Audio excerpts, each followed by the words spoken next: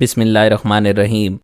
السلام علیکم محترم ناظرین و سامعین، آپ سن رہے ہیں شہرۂ آفاق ناول میں ایک جاسوس تھا، جس کے مصنف ہیں محترم طارق اسماعیل ساگر صاحب، اور میں ہوں ڈاکٹر محمد انیب سلیمی۔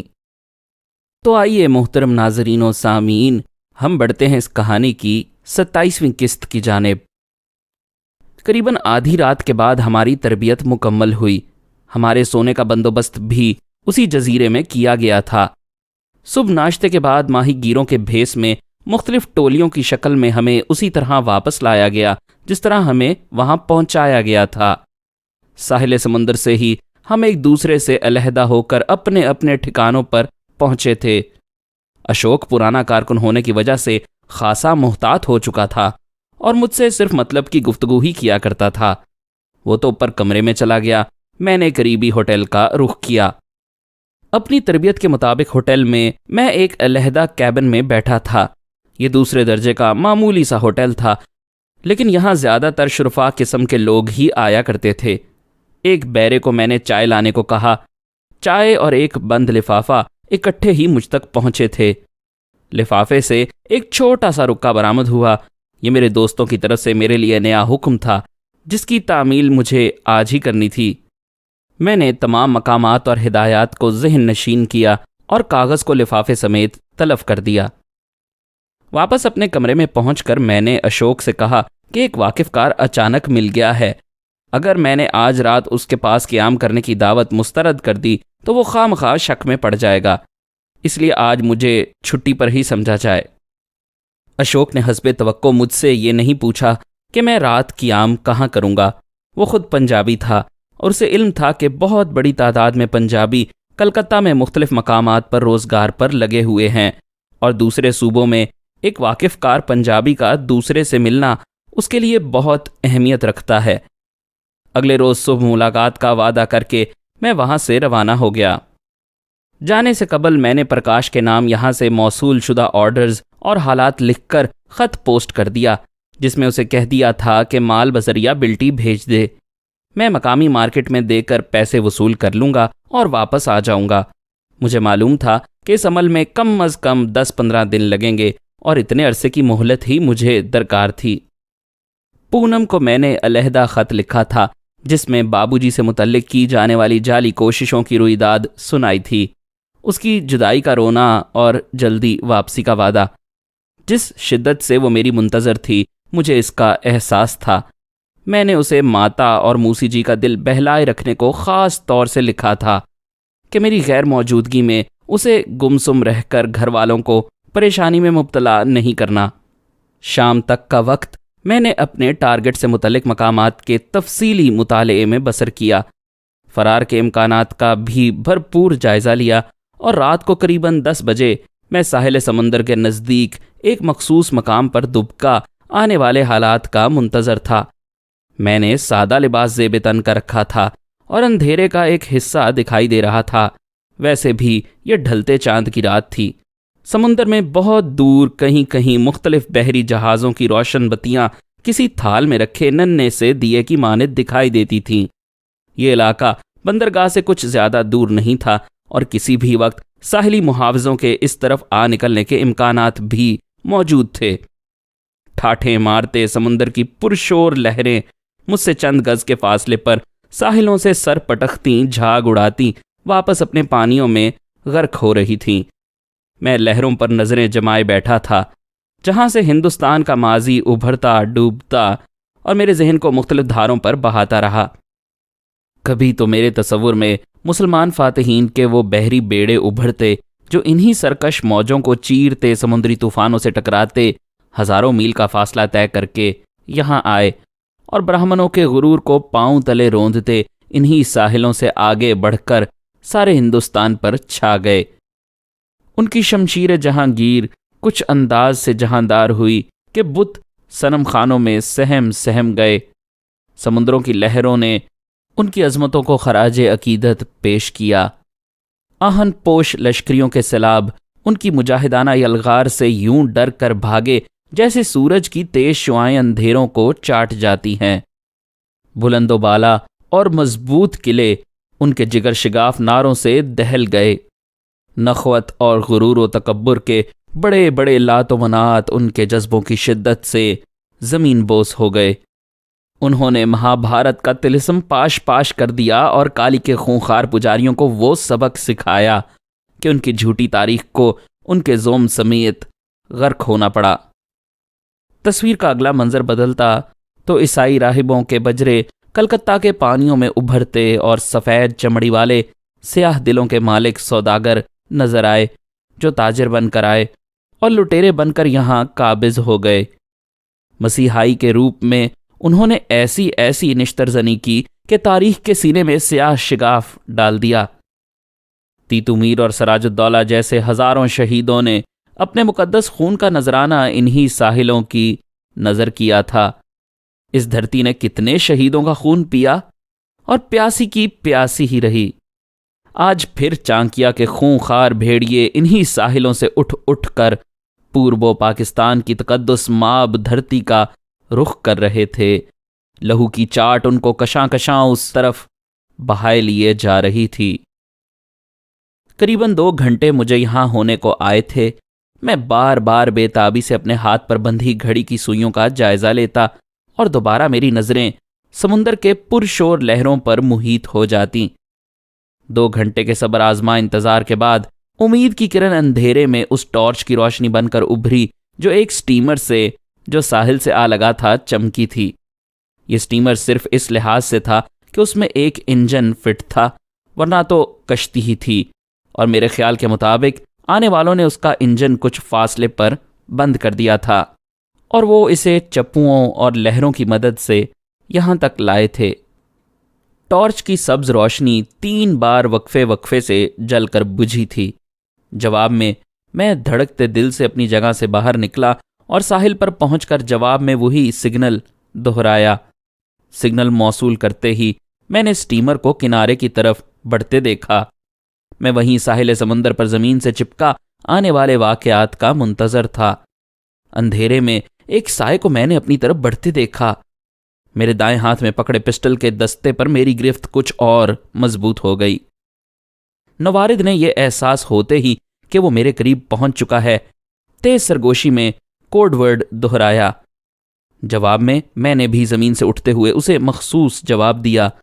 اب ہم دونوں ایک دوسرے کے آمنے سامنے کھڑے تھے، لیکن میری طرح اس نے بھی اپنا چہرہ کچھ اس طرح چھپا رکھا تھا کہ سوائے ہماری آنکھوں کے یا ماتھے کے کچھ حصے کے اور کچھ دکھائی نہیں دے رہا تھا۔ ایک مرتبہ پھر ہم نے کوڈ ورڈز کا تبادلہ کیا اور مطمئن ہوتے ہی آنے والے نے اپنی جیکٹ میں ہاتھ ڈال کر ایک مہر بند لفافہ میری طرف بڑھا دیا۔ میں نے لفافہ وصول کرتے ہی اسے اپنی جیکٹ میں محفوظ کر لیا۔ ابھی بمشکل ہم نے یہ عمل مکمل کیا تھا کہ فضا میں اچانک بوٹس کے انجنوں کی زوردار آواز گونج اٹھی۔ اس کے ساتھ ہی سمندر میں اس جگہ سے کچھ فاصلے پر کھڑے جہاز کی اوٹ سے 2 تیز رفتار بوٹس بجلی کی تیزی کے ساتھ ہماری طرف بڑھتی نظر آئیں۔ خدا حافظ، میں نے اپنے ساتھی کی پیٹھ پر تھپکی دی۔ گڈ لک، اس نے بھی جواب میں وہی عمل دہرایا۔ اس کے ساتھ ہی میں اندھیرے میں رینگ گیا۔ ابھی بمشکل چند گز ہی بھاگ پایا تھا کہ میرے عقب میں نیوی کی پیٹرولنگ گن بورڈ پر نصب ایمپلیفائر سے ہالٹ کی آواز گونجی۔ اس کے ساتھ ہی میرے تعاقب میں سرچ لائٹ کی تیز روشنیاں بھی لپکیں۔ ہالٹ کی گونجدار آوازوں کا گلا فائرنگ کی آواز سے ٹوٹا۔ میرے دوست شاید ساحل پر پوزیشن لے کر انہیں آگے بڑھنے سے روک رہے تھے۔ اس طرح اصل میں وہ مجھے یہاں سے نکل جانے کا موقع فراہم کر رہے تھے۔ فائرنگ کی آواز کے ساتھ ہی اگر میں بھاگتا بھاگتا زمین بوس نہ ہو جاتا تو گن بوٹس کی طاقتور مشین گنوں سے میرے تعاقب میں آنے والی گولیاں مجھے چاٹ جاتی۔ میں نے انہی ساحلی جھاڑیوں میں چھلانگ لگائی تھی جن میں کچھ دیر پہلے میں چھپا تھا۔ اندھیرے میں سرخ شعلے ایک قطار کی صورت میں سر سے کچھ اوپر دائیں بائیں سے گزرتے مجھے صاف دکھائی دے رہے تھے۔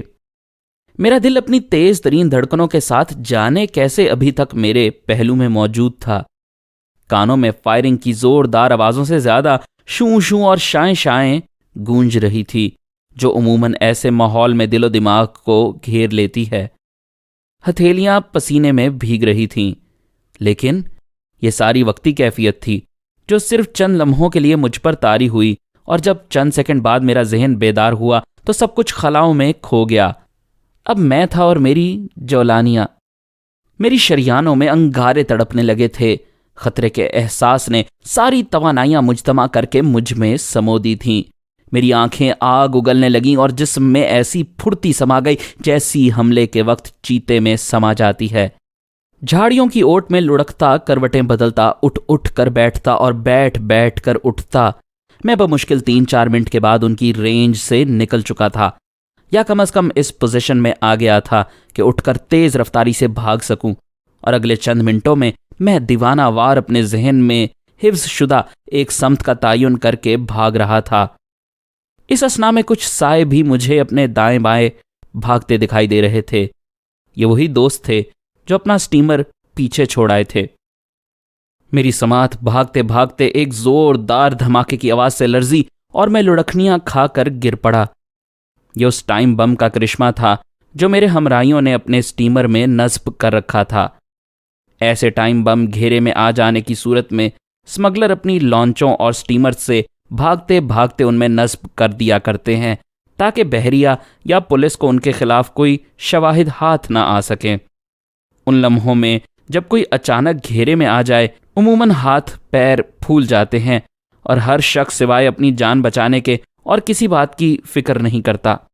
ایسے حالات میں اپنے حواس قائم رکھنا اور بم نصب کرنا جان جوکھوں کا کام ہے، لیکن ایسے جاں بازی کے مظاہرے کلکتہ کے ساحلوں پر سمگلروں کے ہاتھوں انجام پا جاتے ہیں، جبکہ میرے ساتھی بہرحال ان سے افضل تھے۔ میں سنبھل کر اٹھا اور دوبارہ اسی سمت بھاگنے لگا۔ زوردار دھماکے کی آواز نے مشین گنوں کی چیخم دھاڑ تھوڑی دیر کے لیے خاموش کر دی تھی۔ اس مرتبہ جب دوبارہ انہوں نے چلانا شروع کیا تو ان کی آواز میں وہ پہلے والا غیظ و غضب نہ تھا۔ مدھم پڑھتے پڑھتے قریباً 10 منٹ کے بعد ہی ان پر سختہ طاری ہو گیا، لیکن میری رفتار میں ابھی کوئی فرق نہیں آیا تھا۔ میں اسی تیزی سے دوڑ رہا تھا جس سے میں نے سٹارٹ لیا تھا۔ قریباً 20 منٹ تک دوڑنے کے بعد میرا جسم پسینے میں بھیگ گیا اور میں بری طرح ہانپنے لگا۔ تحفظ کا احساس ہوتے ہی میں نے اپنی رفتار کم کر دی، لیکن رکا نہیں۔ میں نے اب بھاگنے کی بجائے چلنا شروع کر دیا تھا اور اس سڑک تک آ پہنچا تھا جو شہر کی طرف جا رہی تھی۔ قریباً 5 منٹ کے بعد میری بے قابو سانسیں سکون آشنا ہوئیں۔ سڑک کے کنارے سے ہٹ کر میں اپنی منزل کی طرف رواں دواں تھا۔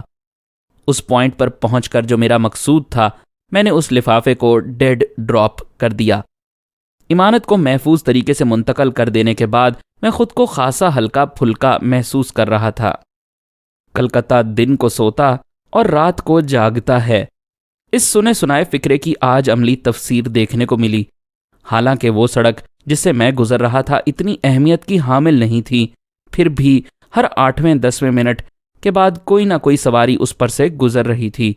ان میں زیادہ تر وہی لوگ تھے جو سرے شام ہی ساحلی علاقوں میں بنی کلب نما تفریح گاہوں کا رخ کرتے، اور رات کے دوسرے پہر جب شراب اور شباب کی تباہ کاریوں سے نڈھال ہو جاتے تو اپنی اپنی کمین گاہوں کو واپس پلٹتے تھے۔ ان میں زیادہ تعداد بدکماش اور سمگلر ٹائپ لوگوں کی ہوتی تھی۔ مجھے پیدل چلتے اب 1.5-2 گھنٹے ہونے کو آئے تھے اور شہر ابھی خاصا دور تھا۔ اب سڑکوں پر پیدل لوگ بھی ٹکرانے لگے تھے، کیونکہ میں اس علاقے میں داخل ہو چکا تھا جہاں عموماً ملاحوں کے لیے شراب خانے بنے ہوئے تھے۔ ایک بار کے سامنے جا کر میں ٹھہر گیا۔ باہر لٹکے نیون سائن سے یہی دکھائی دے رہا تھا کہ کوئی شریفانہ قسم کی بار ہے، لیکن اندر گھستے ہی اپنی عقل پر ماتم کرنے کو جی چاہا۔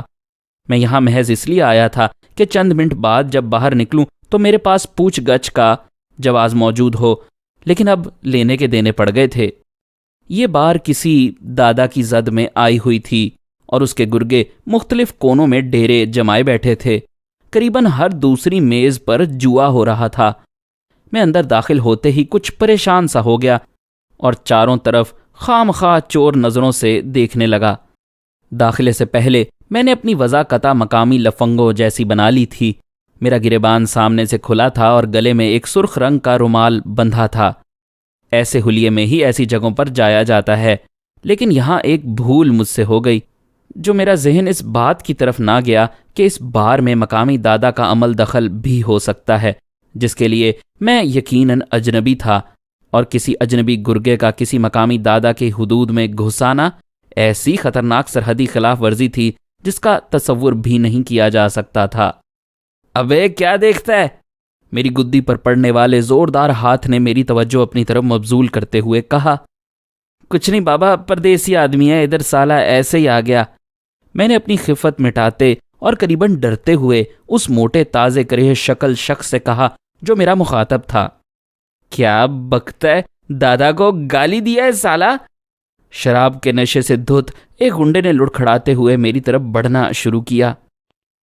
اب پانی سر سے اوپر ہو چکا تھا، کیونکہ آنے والے کے ہاتھ میں وہ مخصوص چابک نظر آ رہا تھا جو مقامی بدماشوں کا ترائے امتیاز ہے۔